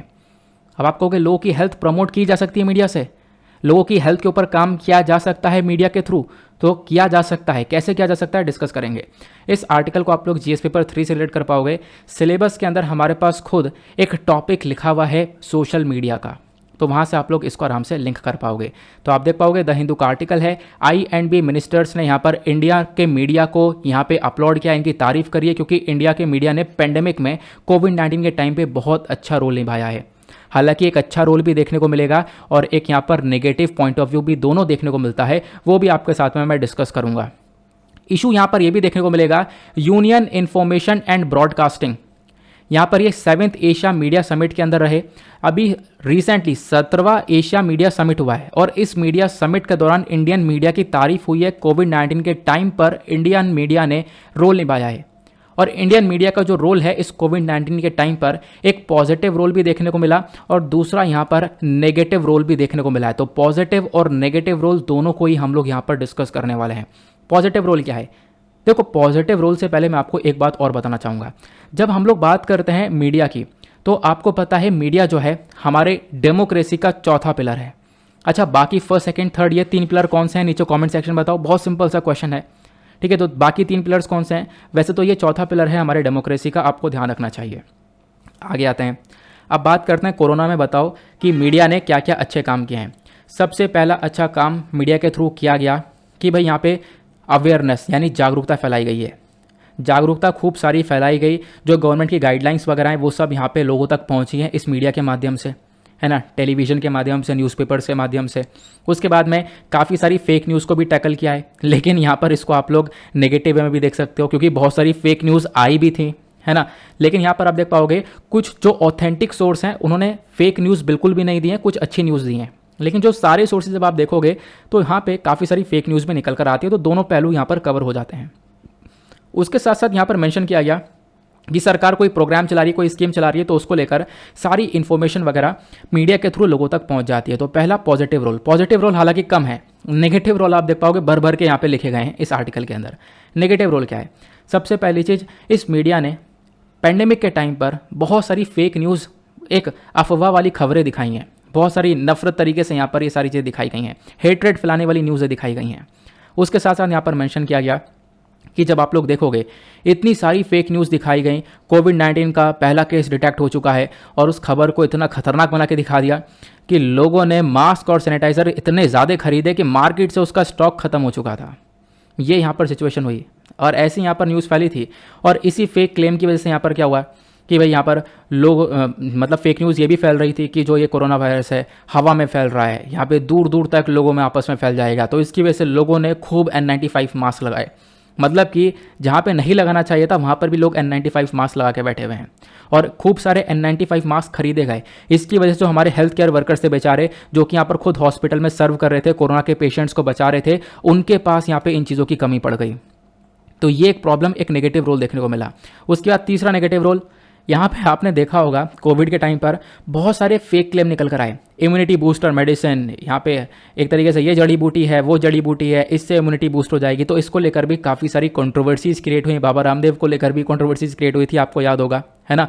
तो ये भी यहाँ पर मीडिया की साइड से काफ़ी सारी न्यूज़ कवर करी गई है। फेक क्लेम्स दिए गए हैं कि हाँ इस जड़ी बूटी से आपकी इम्यूनिटी बूस्ट हो जाएगी, आप कोरोना से बच जाओगे, है ना। फिर उसके बाद में यहाँ पर मेंशन किया गया, इतना बड़ा पैनिक मचा दिया गया मीडिया के थ्रू, फेक न्यूज़ इतनी सारी दिखाई गई जिसकी वजह से यहाँ पर इन्होंने दिखाया कि लॉकडाउन लगने वाला है, लॉकडाउन बढ़ने वाला है, इतने टाइम का लॉकडाउन बढ़ सकता है। तो इसकी वजह से बेचारे लोग जो क्वारंटीन में थे, आइसोलेशन में थे, उन्होंने बिना फालतू में ट्रैवल करना स्टार्ट किया, ठीक है, कि भाई लॉकडाउन अगर बढ़ जाएगा तो क्या होगा, तो लॉकडाउन से पहले घर तक पहुँच जाए। तो इस प्रकार की ट्रैवलिंग वगैरह काफ़ी बढ़ गई, जिसकी वजह से कोविड रोकने की बजाय और ज़्यादा फैलता चला गया। तो यहाँ पर एक नेगेटिव रोल भी देखने को मिलेगा, ठीक है ना, ये आपको ध्यान रखना है। आगे आते हैं, ये आपने मीडिया के बारे में जान लिया। मैंने आपको बताया मीडिया का क्या रोल देखने को मिलता है। तो यहाँ पे जो हम लोग मीडिया के रोल के बारे में चर्चा करते हैं, तो मीडिया यहाँ पर 4th पिलर ऑफ डेमोक्रेसी है, ये हमने ऑलरेडी डिस्कस कर लिया। बाकी 3 और कौन सी डेमोक्रेसी है आपको बताना है। यहाँ पे जब हम लोग बात करते हैं मीडिया की, तो ये एक सोर्स ऑफ इन्फॉर्मेशन है, आपको बहुत सारी नॉलेज देती है, ठीक है, इकोनॉमिक्स, हेल्थ, एजुकेशन, इन सब चीज़ों को लेकर आपके पास में डेली बेसिस पर काफ़ी सारी नॉलेज आती है। दूसरा, लोगों को एजुकेट करता है यहाँ पर मीडिया, काफ़ी सारे यहाँ पर आपके पास इसमें स्टैटिस्टिक्स को लेकर डेटा आता है कि भाई कितने इंसिडेंट्स ऑफ रेप यहाँ पर देखने को मिल जाए, रेप का क्या कंसर्न है, ठीक है, वो सारी चीज़ें भी यहाँ पर पता चलती हैं मीडिया के थ्रू। प्लस यहाँ पे जागरूक किया जाता है लोगों को, ठीक है, लोगों की मदद की जाती है, लोग यहाँ पर जागरूक रहें, तो इस चीज़ में भी मीडिया वर्क करता है। प्लस उसके बाद में यहाँ पर मीडिया का रोल एक ऐसा भी देखने को मिलता है जहाँ पर जो सरकार की पॉलिसीज़ वगैरह हैं वो सब यहाँ पे जो वीकर सेक्शन सोसाइटी के अंदर है उन तक पहुँच पाएँ, ठीक है, तो ये काम भी किया जाता है। प्लस मीडिया वॉच डॉग का भी काम करता है, मतलब कि सरकार के अंदर कोई करप्शन वगैरह हो रहा है, ठीक है, डिसऑनेस्टी क्रिएट हो रही है, तो उसको यहाँ पर दिखाया जाए, लोगों तक ये बातें पहुँचे। उसके बाद यहाँ पर आप देख पाओगे सरकार एक तरीके से कहाँ पे पैसा खर्च रही है, कहाँ पे पैसा नहीं खर्च रही है, उसको लेकर भी यहाँ पर जो अनबायस्ड मीडिया है वो एक ट्रांसपेरेंट रिपोर्टिंग करता है। अनबायस्ड मीडिया यानी कि जो कि एक न्यूट्रल वे में काम कर रहा है, सरकार के प्रति उसका कोई झुकाव नहीं है, तो यहाँ पे एक अच्छी सी रिपोर्ट दिखाएगा, हाँ बिल्कुल सच्चाई दिखाएगा, है ना। ये आप लोग को ध्यान रखना है। फिर उसके बाद में मैंने आपको बताया जैसे कि स्वच्छ भारत, बेटी बचाओ बेटी पढ़ाओ, इस प्रकार के जो अवेयरनेस प्रोग्राम्स हैं, जागरूकता फैलाने वाले, ये लोगों तक नहीं पहुंच पा रहे थे, लेकिन यहाँ पर कैसे पहुंचे लोगों तक, वो सिर्फ और सिर्फ मीडिया की वजह से पहुंचे। तो मीडिया का एक इंपॉर्टेंट रोल यहाँ पर इस वाले सेक्टर में भी रहा है। तो मीडिया का आपने काफ़ी सारी चर्चा कर ली है। अब मीडिया की जो चर्चा ये सारी हुई है, ये कहाँ पे हुई है? एशिया मीडिया समिट में। ये एशिया मीडिया समिट में ही भारत के मीडिया की यहाँ पे बातें बताई गई हैं कि हाँ कोविड-19 के टाइम पर भारत के मीडिया ने किस प्रकार से रोल प्ले किया है। तो ये एशिया मीडिया समिट क्या है, इसके बारे में चर्चा करते हैं। ये मीडिया बेसिकली एक एनुअल कॉन्फ्रेंस है, यानी हर साल एक कॉन्फ्रेंस होता है। इस कॉन्फ्रेंस को कौन ऑर्गेनाइज करता है? तो ऑर्गेनाइज करने वाली बॉडी है Asia Pacific institute for broadcasting and development.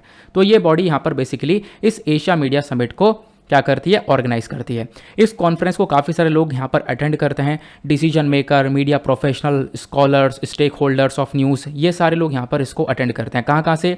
Asia से, Pacific, Africa, Europe, middle east, north America, यहाँ सभी लोग जो हैं इन सभी जगह एरिया से यहाँ पे लोग इसको अटेंड करते हैं। ठीक है ना, ध्यान रखना। तो इस एशिया मीडिया समिट को कौन ऑर्गेनाइज करता है? Asia Pacific institute for broadcasting and development, AIBD। तो ये AIBD क्या है, इसके बारे में भी जान लेते हैं, प्रीलिम्स में क्वेश्चन बन सकता है। AIBD को एस्टेब्लिश किया गया था 1977 के अंदर यूनेस्को के अंडर में। ठीक है, तो ये भी एक इंटर गवर्नमेंटल ऑर्गेनाइजेशन है। यहाँ पे काफ़ी सारी जो कंट्रीज़ हैं उनकी सरकारें मिलकर काम करती हैं। उसके बाद में ये मीडिया डेवलपमेंट को लेकर काम करता है। इसका सेक्रेटेरिएट आपको कुआलालंपुर के अंदर देखने को मिल जाएगा। कुआलालंपुर कौन से कंट्री के अंदर स्थित है? ज़रा उस कंट्री का नाम बताओ नीचे कॉमेंट सेक्शन में, किस कंट्री की कैपिटल है। तो उसके बाद में जो सेक्रेटेरिएट है ये यहाँ पर एक तरीके से आप कह सकते हो होस्ट किया जाता है गवर्नमेंट ऑफ मलेशिया के थ्रू। चलो मामला खत्म हो गया, अब मत बताओ। अब यहाँ पे उसके बारे में बात करें, AIBD के बारे में, जो यहाँ पे Asia Pacific institute for broadcasting development है।